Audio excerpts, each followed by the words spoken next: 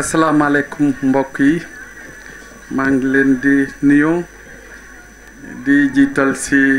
monsieur le préfet di ci teg monsieur le maire de la ville de Koungheul di teg ci loxo bi nag nuyoo bi suñu papa El Hadji Malick Cissé mu di nit ku baax man de ouverture bu ma gis ci moom xam naa ne Sénégal soxna la ay nit ñu bari ñu mel ni moom tax na ma xam béréb yu bari ci côté islam fii ci Koungheul te man dama ñëwoon rek pour évangéliser nekk missionnaire fii mais wax dëgg fa yàlla Koungheul dugg na ci man ma kontaan ci loolu lool kontaan ci ñëw fii parce que bés bi rafet na